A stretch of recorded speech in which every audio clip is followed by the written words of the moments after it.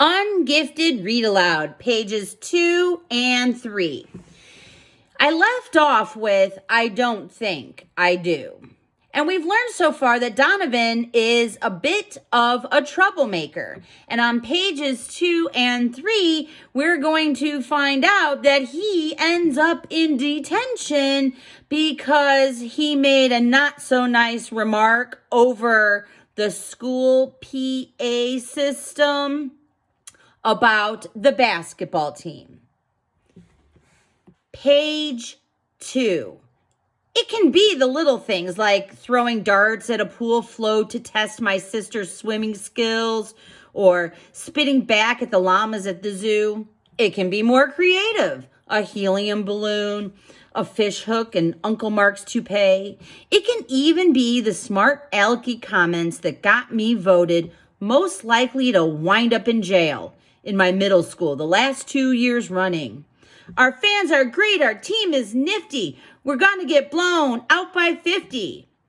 See, that was probably not the wisest thing to say on the day of the big game against our basketball arch rivals, Salem Junior High. But I didn't just say it. I broadcast it over the PA system to the entire school. I don't know why I did it. The cheer was already fully formed in my mind. The poster advertising the big game had planted it there. It was definitely going to come out. Why share it with only the two Daniels who were with me in the office awaiting sentence for our spitball war, when there was a perfectly good microphone a few feet away, unattended and live? Okay, it wasn't live. I had to flick the switch. I even had pom-poms. Well, a crumpled piece of paper for sound effects. The howl of protest that went up all around the building surprised even me.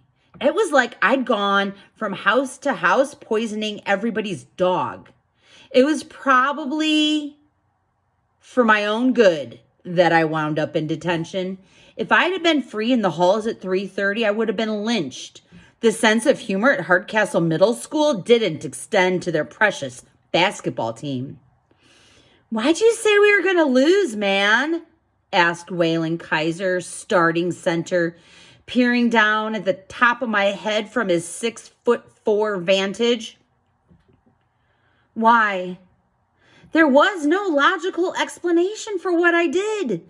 It had to come from my DNA. That's why I needed Ancestry.com. I was the only kid in detention that afternoon. All crimes had been forgiven in order to pad the audience for the big game against Salem, which had to have already started. All crimes except mine, dissing the basketball team. Even the Daniels, 2/3 of the spitball war, had been cut loose while I was doing time. The Daniels weren't at the game. I knew this because they were skulking in the bushes outside the detention room, making grotesque faces at me through the window. If they could make me laugh, and it wasn't easy to hold back, I'd be in even more trouble. As it was, Mr. Fender was checking his watch every 30 seconds. He wanted to be at the game, not babysitting me. I'm going to stop there for today, but tune in soon for more Ungifted Read Aloud, starting with page 4. See you soon, friends.